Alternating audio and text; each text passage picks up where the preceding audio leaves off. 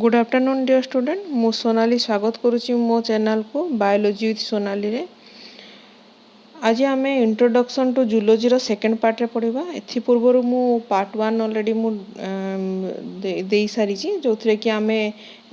Biology कौन biology तापर से केते भाग रे विभक्त कराई जूलॉजी रो डेफिनेशन कौन तापर आम दुईटा ब्रांच पढ़ीलु गोटे होचे प्योर ब्रांच आ गोटे होचे अप्लाइड ब्रांच रे आम डिफरेंट सब विषय पढ़ीलु। तो आज आम सेकेंड पार्ट रे पढ़ा। सेकेंड पार्ट पढ़ा पूर्व समस्त स्टूडेंट मान को अनुरोध अच्छी सब्सक्राइब कर चैनल को और जब वीडियो पसंद है ताला निश्चय लाइक करिवो। तो आज देखा थर्ड नंबर ब्रांच होची हमरो ऑर्गेनिज्म ओरिएंटेड ब्रांचेस। तो ऑर्गेनिज्म ओरिएंटेड ब्रांचेस माने कोन जो थे कि पर्टिकुलर गोटे ग्रुप प्राणी जोड़ा एनिमल हो से विषय आम अध्ययन करवा। जमती कि आम जाचु जिते जीव जगत रे जिते प्रकार भी एनिमल अच्छी ऑर्गेनिज्म अच्छी ताको दुई भाग रे विभक्त कराई। गोटे होची मेरुदंडी प्राणी और अमेरुदंडी प्राणी जहाँ कह जाए कोडेड आउ नॉन कोडेड। सेमती कोडेड रे आम जानिबा जे विभिन्न क्लास सब अच्छी जमती कि मामाल्स जोड़ा स्तन्यपायी प्राणी हो एप्स पक्षी जातीय हो जमती कि सरीसृप को आम कह रेप्टिलिया गोटे क्लास है। सेमती आम जदि उभयचर को नेबा आम्फिबियन ठीक अच्छे जलचर हेले पीसेस से प्रकार आम नॉन कोडेड बा अमेरुदंडी प्राणी को सेमती केते भाग रे विभक्त करिसु। गोटे होची प्रोटोजोआ। प्रोटोजोआर गोटे एग्जांपल नेबा आम एमिबा विषय समस्ते जानिछ तुम नवम श्रेणी भी ऑलरेडी पढ़ीछ तुम एमिबा विषय एमिबा। तापर तुमर रहला परिफेरा जोड़ा होची साइकोन सिलेंटेरेटा रो आम नेबा हाइड्रा ठीक अच्छे आस्किल हेलमिंथिस नेमाटो हेलमिंथिस ठीक अच्छे मिसिकिना हेलमिंथिस फैमिली ठीक अच्छे। ता भीतर जेते प्रकार कुर्मी अच्छी कुर्मी तुम जानिछ गोल कुर्मी चेप्टा कुर्मी विभिन्न प्रकार कुर्मी विषय अच्छी। तो आमको जानवा हेलमिंथिस विषय पढ़ा पड़ो।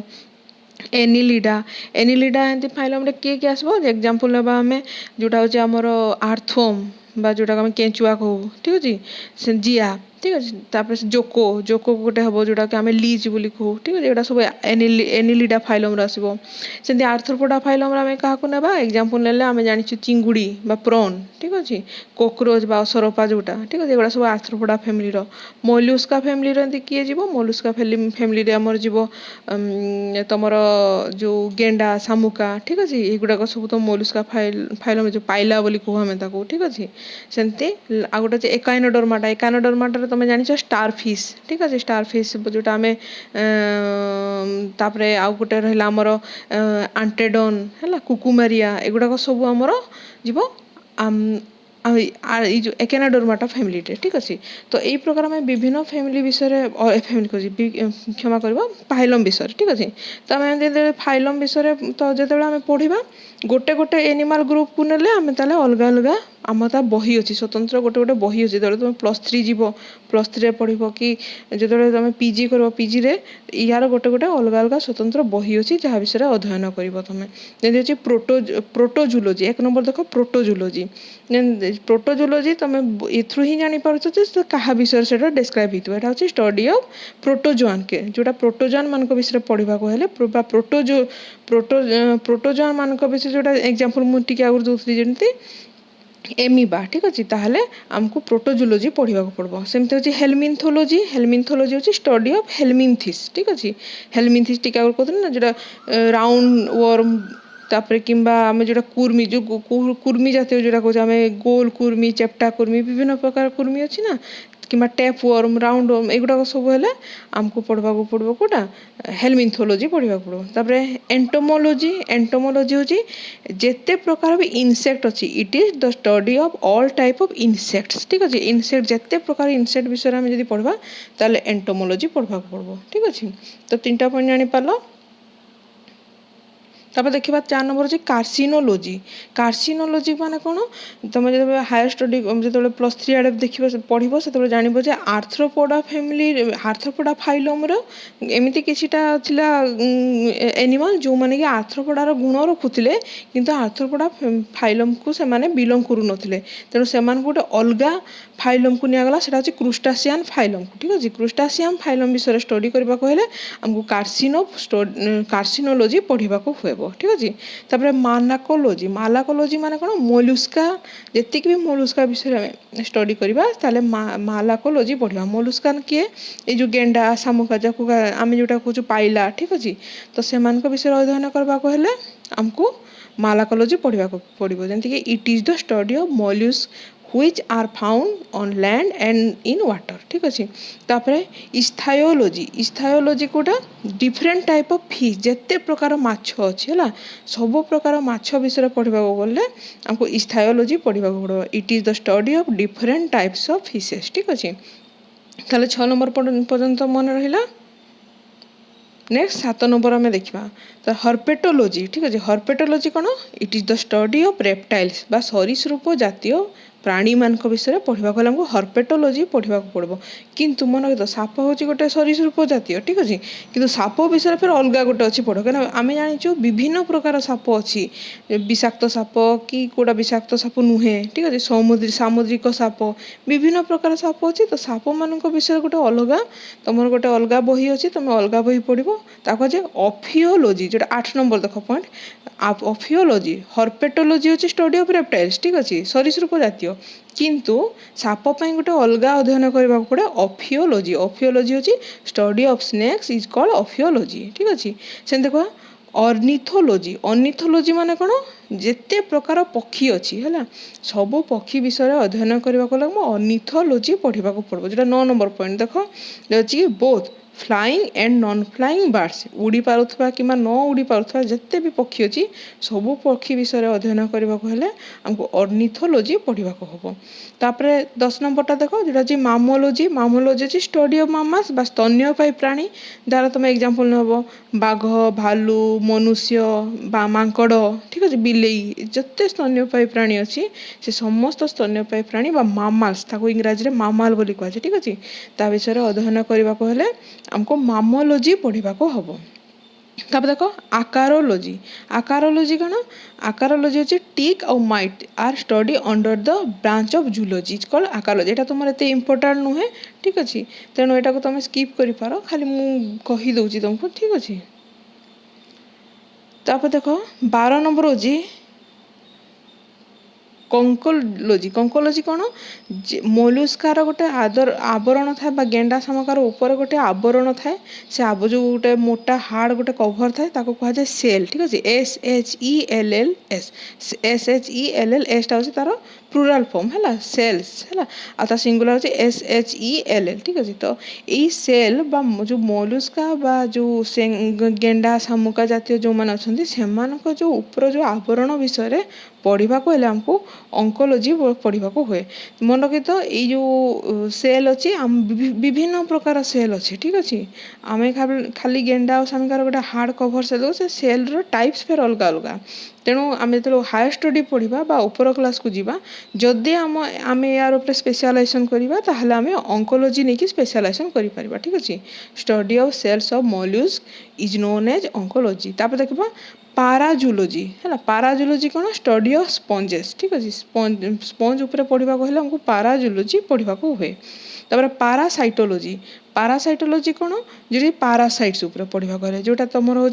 परजीवी परजीवी तुम जान 10वीं श्रेणी पढ़ पारासाइट जी कि अन्य देहरे अन्य प्राणी बा उद्भिद देहरे देहरे ही बास करी खाद्य ग्रहण करी जी क्षति करे ठीक अच्छे। अर्थात होस्ट पारासाइट रिलेशनशिप तुम जान होस्ट जो जी भोजदाता हाँ भोजदाता देहरे रही ताठू खाद्य ग्रहण करे क्षति करे से पारासाइट ठीक अच्छे। यही पारासाइट्स मान विषय पढ़ा को हमको पारासाइटोलॉजी पढ़ा को हम। सेमती 15 नंबर देख बैक्टेरियोलॉजी एटा मो प्रीवियस रे बतैथिली जे तुम माइक्रोबायोलॉजी रो दुईटा अच्छी गोटे हूँ बैक्टेरियोलॉजी और गोटे भाइरोलॉजी ठीक अच्छे। जदि आम study of bacteria is called bacteriology और study of virus is called virology ठीक अच्छे। भाइरस उपर पढ़ा को हमको भाइरोलॉजी पढ़ा पड़ो आदि बैक्टेरिया विषय पढ़ा को हमको बैक्टेरिया पढ़ा भाइरस को कौन कह भूताणु जोटा ठीक अच्छे। तो ये विषय पढ़ा को हमको भाइरोलॉजी पढ़ा को हम आउ बैक्टेरिया अच्छे बैक्टेरियोलॉजी। तापर 17 नंबर देख नेमाटोलॉजी ठीक अच्छे। नेमाटोलॉजी कौन स्टडी ऑफ नेमाटोड जोटा नेमाटोडारे किए आसो जोटा हूँ आम गोल कृमि तुम समस्त जान गोल कृमि विषय पढ़ा गला हमको नेमाटोलॉजी बा नेमाटोड पढ़ा हम ठीक अच्छे। देख आम 8 नंबर देख निडोलोजी देख स्पेलिंग तार देख सी रु स्टार्ट कि कहला बेलू तार निडोलोजी हम ठीक अच्छे। एंड सी टा साइलेंट हो जगह ठीक अच्छे। तो निडोलोजी कौन ताको निडेरियान फाइलम निडेरिया कह जाए मन रखी। तो निडोलोजी हूँ स्टडी ऑफ सिलेंटेरेट तेणु सिलेंटेरेट्स को अदरवाइज निडेरियान भी कह जाए ठीक अच्छे। जार एग्जांपल मु दौली भी हाइड्रा को कह जाए ठीक अच्छे। हाइड्रा विषय कि स्टडी ऑफ सिलेंटेरेटा फाइलम विषय पढ़ा हेल्ले आमको निडोलोजी पढ़ा हम। 19 नंबर देख माइक्रोबायोलोजी माइक्रो माने कौन तुम जान माइक्रोस्कोपिक ऑर्गेनिज्म माने अर्थात खाली आखि को जे दिशे नहीं माइक्रोस्कोप रे जो प्राणी मान को आम देखिपर से प्रकार को माइक्रोस्कोपिक ऑर्गेनिज्म कह जाए। तो जितक भी माइक्रोस्कोपिक ऑर्गेनिज्म अच्छी से विषय स्टडी करने को हेल्ले हमको माइक्रोबायोलोजी पढ़ा हम ठीक अच्छे। Study of microscopic organism. तापर देख सौरोलोजी कौन जदि स्टडी ऑफ लिजार्ड ठीक अच्छे। लिजार्ड कोड़ा आमर झिटिपिटी एंडुओ युवाक तुम सब जान यही प्रजाति उपर जदि पढ़ा को हेल्ले हमको सौरोलोजी पढ़ा को हम। तापर 21 नंबर देख पाराजूलोजी कौन से एका पाराजूलोजीटा तुम 13 नंबरटा और 21 नंबरटा से सामान दे दीजिए स्टडी ऑफ स्पंजेस ठीक अच्छे। 22 नंबर देख केटोलोजी कौन व्हेल तुम जान सबुठ बड़ माछ जो माछ गोटे बहुत बड़ माछ तुम जान ना व्हेल कह जाए ना से व्हेल विषय पढ़ा को हमको केटोलोजी पढ़ा को हम ठीक अच्छे। तापर देखो आम एटा सरला। तापर देखो ऑर्गन ओरिएंटेड ब्रांचेस ऑर्गन माने कौन पर्टिकुलर गोटे ऑर्गन बा गोटे अंग विषय आम स्टडी करूँ। यार तुम देख जो मैंने डॉक्टर था हॉस्पिटल से माने पर्टिकुलर स्पेशलिस्ट बोली कह जाए ना गोटे गोटे डॉक्टर को जे मनकर किए अच्छे आम कार्डियोलोजी स्पेशल माने कार्डियोलोजी बोली आम कहूँ जो मैंने कार्डियोलोजिस्ट बोली कह जाए जो डॉक्टर मान अर्थात जो मैंने हार्ट विषय के हार्ट पर स्पेशलाइजेशन करी ठीक अच्छे से मैंने हार्ट स्पेशलिस्ट हे। गायनोकोलोजिस्ट बोली कहूँ गायनो जो मैंने स्त्री रोग विशेषज्ञ बा रिप्रोडक्शन उपरे जो मैंने जनन तंत्र उपरे जो मैंने अध्ययन करी ठीक अच्छे। एमती अलग अलग सब ब्रांच सब अच्छे जो मैंने मेडिकल जो मैंने मेडिकल साइंस रे पढ़ते से मुख्यतः यही सब ऑर्गन ओरिएंटेड ब्रांच को लेकिन से अध्ययन करी ठीक अच्छे। जमीक अच्छे ऑस्टियोलॉजी कौन स्टडी ऑफ बोन्स देखो बोन कहते ना शैल्य विशेषज्ञ अच्छा शैल्य विशेषज्ञ माने कौन से ऑस्टियोलॉजिस्ट ठीक अच्छे से तो हाड़ उपरे हाड़ जनित जेकोसी रोग उपरे से पढ़ी था ठीक अच्छे। Osteology it is the study of bones. तापर देखो न्यूरोलोजी कौन आमर जो मस्तिष्क ठीक अच्छे मस्तिष्क जे अध्ययन करते ठीक अच्छे। जमीक study of structure and function of nerve is known as neurology ठीक अच्छे। तापर कार्डियोलोजी जमीक study of heart blood and blood vessel in animal ठीक अच्छे। हार्ट आमर हृत्पिंड उपरे पढ़े से अध्ययन करते ब्लड भेसल कहीं अध्ययन करते कहीं तुम जान आम हार्ट माने हृत्पिंड मध्य देकिना रक्त संचालन 2 थर होता है नहीं कि थर से जो इम्प्योर ब्लड जाए तुम जान तुम दूषित रक्त किपरि जाए दूषित रक्त आमर रक्त रे मिसिकिना केमती जाए तापर से विशुद्ध रक्त केमती आसे ठीक अच्छे। तो ये तो हार्ट कौन करे गोटे पंप परी काम करे ना पंपिंग काम करे से पंपिंग रो जेतु से का ब्लड टाको आमको धमनी और शिरा भीतर को पंप करके छाड़े एवं आने तेणु जेहेतु पंपिंग परी काम करे तेणु आम ब्लड विषय भी अध्ययन करवा ब्लड भेसल विषय भी अध्ययन करवा एवं हार्ट विषय अध्ययन करवा समस्त विषय अध्ययन करवा कहले हमको कार्डियोलोजी विषय अध्ययन करने को हम। तब देख आर्थ्रोलोजी कौन बहुत टाइम रे तुम शुणी तुम जाई मान जे आर्थराइटिक पेन भी होता है पेन जोटा जॉइंट पेन बा आंठू गंठी बथा हुए ना जॉइंट विषय तो जॉइंट्स विषय जानवा को हमको आर्थ्रोलोजी पढ़ा को हम ठीक अच्छे। Study of joints is called arthrology. सेम देख फेनोलॉजी कौन the study of organism affected by seasonal climate like migration of bird ठीक अच्छे। जमीक से किछिटा क्लाइमेटिक अफेक्ट को प्रकार से अफेक्ट होता जो सीजनल क्लाइमेट माने कौन जो सीजन बा आमर जो ऋतु परिवर्तन होता है प्रकार को प्रकार से क्लाइमेट चेंज हुए और से क्लाइमेट चेंज हो गले केमती से को प्रकार अफेक्ट होता है ऑर्गेनिज्म मान को से विषय अध्ययन करने को हेल्ले आमको फिनोलॉजी पढ़ा हम से राइनोलॉजी ठीक अच्छे राइनोलॉजी माने कौन स्टडी ऑफ नोज ठीक अच्छे and olfactory organ is called rhinology ठीक अच्छे ऑल्फैक्टरी ऑर्गन कौन तुम जदि मस्तिष्कर विषय जदि पढ़ी दशम श्रेणी में ताले ऑल्फैक्टरी ऑर्गन थिला ना आमर ऑल्फैक्टरी लोब थाए ऑल्फैक्टरी लोब रे आमर घ्राण शक्ति को जगह थाए कि देखा शक्ति तो से जो ऑल्फैक्टरी लोब ऑल्फैक्टरी ऑर्गन जो मस्तिष्क थाए जहाँकि आमर घ्राण शक्ति बा नाक सहित संजोग थाए ठीक अच्छे ता विषय स्टडी करने को हेले किंबा नोज भीतर स्टडी करने को हेले हमको राइनोलॉजी पढ़ा हुए तापर देख ट्रिकोलॉजी कौन the study of hair is called trichology अर्थात आमर चुटीर बाल विषय पढ़ा को हेले हमको ट्रिकोलॉजी पढ़ा को हम तापर देख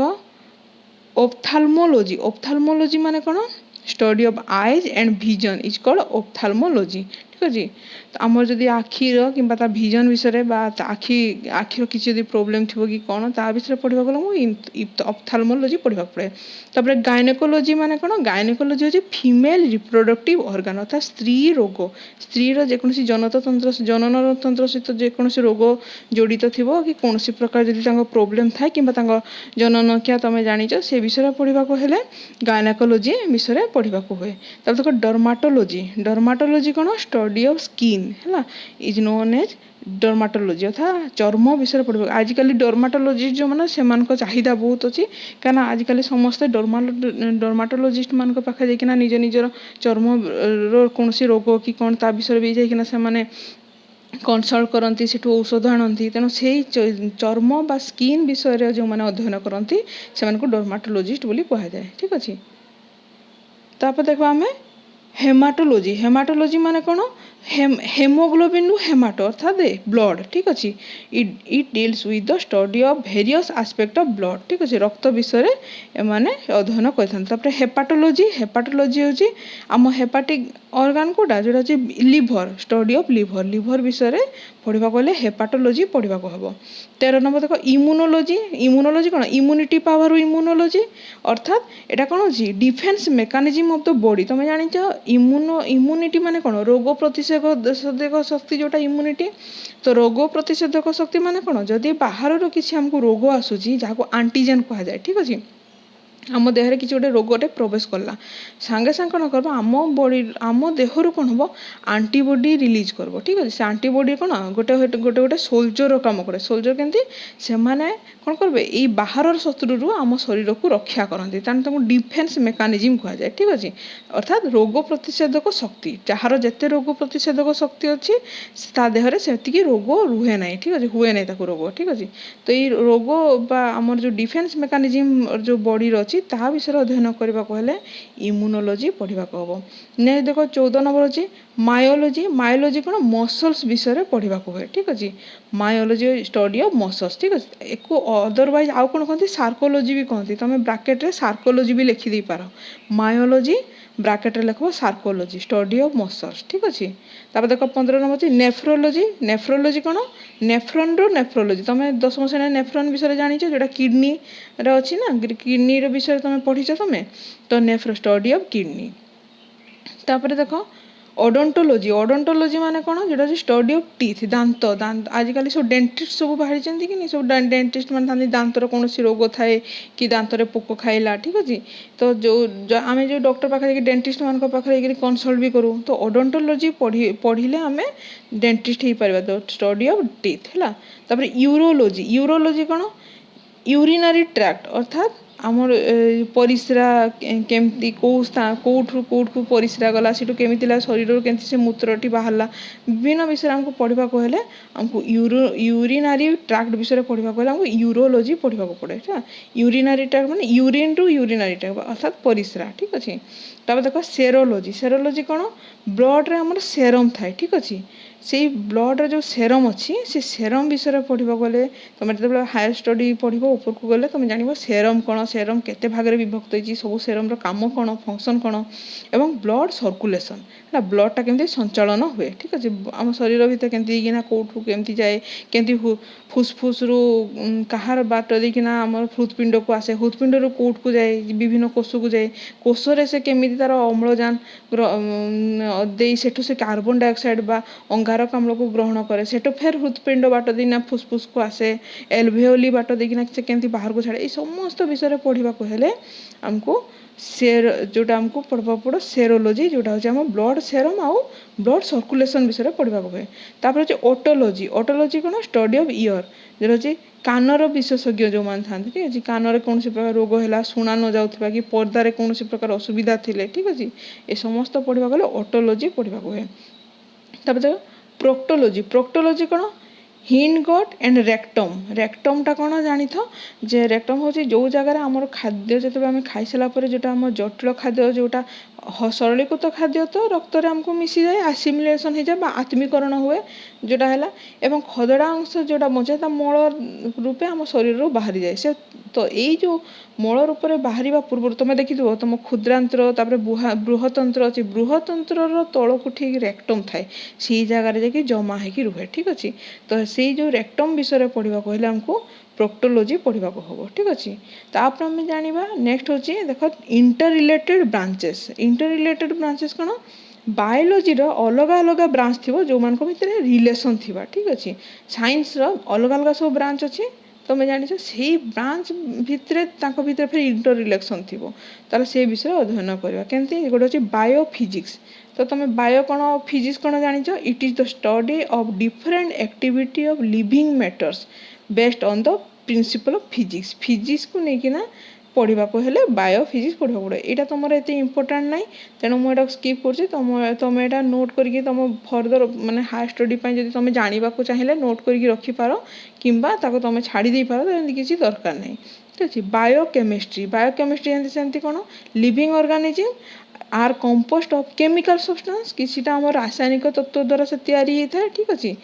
the application of laws of chemistry lead to the study of biochemistry तेणु ता विषय जानवा को बायोकेमिस्ट्री पढ़ा पड़े बायोमेट्रिक्स सेमती कौन बायोमेट्रिक्स हूँ application of statistics in biology ए विषय बायोमेट्रिक्स तुम +3 तुम जो जीव जब जूलोजी ऑनर्स नेल ताले बायोमेट्रिक्स तुम फिर अलग गोटे चैप्टर अच्छे जोटा कि स्टैटिस्टिकल एनालिसिस करना बायोलॉजी उपर स्टडी करा जाए ठीक अच्छे तेणु तुमको सहित जानवा को बायोमेट्रिक्स पढ़ा हम तापर रेडियो बायोलॉजी कौन रेडियो बायोलॉजी रेडियो एक्टिविटीज विषय तुम जान study of effect of radio activities on life आम उपरे रेडियो एक्टिविटी कौन इफेक्ट है तार उपरे स्टडी करने को हेले रेडियो बायोलॉजी पढ़ा हुए तार बायोमेडिकल इंजीनियरिंग कौन ब्रांच ऑफ इंजीनियरिंग ठीक है यहाँ मन रखी branch of engineering dealing with production of artificial limb machine and space part of the human body ठीक अच्छे spare part of the human body अर्थात किसी मनकर जन को गोड़ कटिगला आजिकल सब सब से कौन कर डुप्लिकेट गोड़ लगे दौरान केमी यहाँ ब्रांच रे पढ़ले केमी डुप्लिकेट गोड़ हम कि किसी गोटे हार्ट जदि स्पेस मेकर सब लगे ठीक है हार्टर संचालन स्पेस मेकर लगे कि आम शरीर भितर रक्त संचालन गोटे मेसीन लगा हुए ठीक है तो ये समस्त विषय कौन हुए जो मैंने इंजीनियरिंग अर्थात मैन्युफैक्चर करती कौ प्रकार मैन्युफैक्चर करती आर्टिफिशियल सब ऑर्गन बा लिम्ब मेसीन तैयारी हवा कि स्पेयर पार्ट हम युवाक सब पढ़ा हेले आमको बायो मेडिकल इंजीनियरिंग पढ़ा हम तार बायोटेक्नोलोजी कौन बायोटेक्नोलोजी हूँ माइक्रो ऑर्गेनिज्म जोटा कमर्शियल प्रोडक्शन जोटा मिलता है ठीक अच्छे जोटा कि आम कौन बहुत मात्रा यूजफुल बा दरकारी ठीक अच्छे से कमर्शियल प्रोडक्शन विषय जानवा माइक्रो ऑर्गेनिज्म बायोटेक्नोलोजी पढ़ा हुए डेयरी टेक्नोलोजी कौन डेयरी टेक्नोलोजी हूँ मिल्क प्रोडक्शन रो मैन्युफैक्चर केमती हम कौन हम ताप जो एप्लिकेशन अच्छी केमती अप्लाई करा कहार अप्लाई करा जाए विज्ञान बा साइंस अप्लाई करा जहाँद्वारा कि आम मैन्युफैक्चर कैपेसिटीटा बढ़ई पारिबा कहार मिल्क प्रोडक्शन हो ताले हमको डायरी टेक्नोलोजी पढ़ा हुए 8 नंबर देखो जू जियोग्राफी कौन distribution of animal in different geographical condition ठीक अच्छे अलग अलग स्थान जियोग्राफी तुम जान भूटा को कह जाए जियो ठीक अच्छे अलग अलग स्थान में किमिति एनिमल माने डिस्ट्रीब्यूट बा रही पारती ठीक अच्छे केमती केमती कंडीशन अच्छी केमती कंडीशन से पृथ्वीर विभिन्न विभिन्न जगार से केमिति बसवास करती तेणु जू जियोग्राफी पढ़ा को यहाँ पॉइंट जो 8 नंबर पॉइंट अच्छी ଏଇଟା ବି ତୁମ +3 ଅଛି ଜୁ ଜିଓଗ୍ରାଫି ବିଷୟରେ ତୁମେ ପଢ଼ିବ ହେଲା। ସେମିତି ଡାଏରୀ ଟେକ୍ନୋଲୋଜି ତ ତୁମ ଡାଏରୀ ବିଷୟରେ ତୁମର ଅଛି +2 ସେକେଣ୍ଡ ଇୟର୍ରେ ଅଳ୍ପ ସମ୍ୟକ ଧାରଣା ଦିଆହେଇଛି ଯେ ଡାଏରୀ ବା ଏନିମାଲ୍ ହଜବେଣ୍ଡ୍ରି କ'ଣ, ଠିକ୍ ଅଛି, ମିଲ୍କ ପ୍ରଡକ୍ସନ୍ କେମିତି ହୁଏ, ଠିକ୍ ଅଛି। ସେମିତି ଟ୍ରୋଫୋଲୋଜି କ'ଣ, it is the study of food and nutrition, ଠିକ୍ ଅଛି। ଖାଦ୍ୟ ଏବଂ ନ୍ୟୁଟ୍ରିସନ୍ ଉପରେ ପଢ଼ିବାକୁ ହେଲେ ଟ୍ରୋଫୋଲୋଜି। ଏଠି ଦେଖ ତୁମ ଏଇ ପ୍ରିଣ୍ଟରେ ମିଷ୍ଟେକ୍ ଅଛି, ସ୍ପେଲିଂ ମିଷ୍ଟେକ୍ ଅଛି, ଦେଖ TROPHOLOGY ହେବ, RO ସେଟା ଭୁଲ ଦେଇଛି, LOGY ଟ୍ରୋଫୋଲୋଜି, ଠିକ୍ ଅଛି। ଷ୍ଟଡି ଅଫ୍ ଫୁଡ୍ ଆଉ ନ୍ୟୁଟ୍ରିସନ୍, ଖାଦ୍ୟ ଏବଂ ପୋଷଣ ତତ୍ତ୍ୱ ଉପରେ ପଢ଼ିବାକୁ ହେଲେ ଆଜିକାଲି ସବୁ ଖାଦ୍ୟ ପୋଷଣ ତତ୍ତ୍ୱ ମଧ୍ୟ ସ୍ପେଶିଆଲ୍ କୋର୍ସ କରୁଛନ୍ତି ସମସ୍ତେ, ଏଇଟା ହେବ। ତାପରେ ଦେଖ ଟାକ୍ସିଡର୍ମି କ'ଣ, stuffing animal for preserving in ମ୍ୟୁଜିୟମ୍ରେ କ'ଣ କରାଯାଏ, ଆମେ ଯେମିତି ମନେକର ଏମିତି କିଛି ଜୀବ ଅଛି ଯେଉଁଟାକି ଏଇ ଦୁନିଆରୁ ଲୋପ ପାଇଗଲାଣି ବା ଆମେ ସବୁ ଜୀବକୁ ତ ଏକା ସାଙ୍ଗେ ଦେଖିପାରୁନାହିଁ, କିନ୍ତୁ ଆମେ ମ୍ୟୁଜିୟମ୍ ଯଦି ଯିବା ତାଙ୍କୁ କ'ଣ କରାଯାଏ, ସଂଗ୍ରହ କରିକି ରଖାଯାଇଥାଏ। କାହାମାନଙ୍କୁ, ସେ ଏନିମାଲ୍ ମାନଙ୍କୁ ସଂଗ୍ରହ କରିକି ରଖାଯାଇଥାଏ। ତ ଏନିମାଲ୍ ମାନଙ୍କୁ କେମିତି ସଂଗ୍ରହ କରି ରଖାଯାଏ, ଏନିମାଲ୍ ତ ନଷ୍ଟ ହେଇଯିବ ନା, ତାଙ୍କୁ ପ୍ରିଜର୍ଭ କରିକି ରଖାଯାଏ, ଅର୍ଥାତ୍ ସଂଗୃହୀତ କରିକି ନା ଗୋଟେ କେମିକାଲରେ ତାଙ୍କୁ ଫର୍ମାଲିନ୍ କେମିକାଲ ହଉ କି ଏମିତି କେମିକାଲରେ ତାଙ୍କୁ ମାନେ ପ୍ରିଜର୍ଭ କରିକି ରଖାଯାଏ, ଯେଉଁଥିପାଇଁ ସେମାନଙ୍କ ଶରୀରଟା କେବେ ବି ନଷ୍ଟ ହୁଏନି, ସତେଜ ହେଇକି ସେଥିରେ ରୁହେ, ଠିକ୍ ଅଛି। ତ ଏଇ ଯେଉଁ ଷ୍ଟଫିଂ ବା ତାଙ୍କୁ ଯେଉଁ ପ୍ରିଜର୍ଭ କରିକି ଯେଉଁ ମ୍ୟୁଜିୟମ୍ରେ ରଖାଯାଇଥାଏ ଏନିମାଲ୍କୁ, ସେ ବିଷୟରେ ପଢ଼ିବାକୁ ହେଲେ ଟାକ୍ସିଡର୍ମି ପଢ଼ିବାକୁ ହୁଏ, ଠିକ୍ ଅଛି। ତ ଏଇଟା ହେଲା ତୁମ ବ୍ରାଞ୍ଚ, ତୁମ ଇଣ୍ଟ୍ରୋଡକ୍ସନ୍ ଅଫ୍ ଜୁଲୋଜିର ଏଟା ସରିଗଲା। ନେକ୍ସଟ କ୍ଲାସ୍ରେ ଆମେ ଆହୁରି ଅଧିକ ଜାଣିବା ବାୟୋଡାଇଭର୍ସିଟି କ'ଣ, ବାୟୋଡାଇଭର୍ସିଟିର କେମିତି କାମ ହୁଏ, ଯେଉଁଟାକି ଆମେ ଅଲରେଡ଼ି ଆମେ 9ମ ଶ୍ରେଣୀରେ ପଢ଼ି ସାରିଛୁ, ଜୈବ ବିବିଧତା, ସେ ବିଷୟରେ ଆମେ ନେକ୍ସଟ କ୍ଲାସ୍ରେ ପଢ଼ିବା। ତ ଆଜି ପାଇଁ ଏତିକି ଅଛି, ଥ୍ୟାଙ୍କ ୟୁ।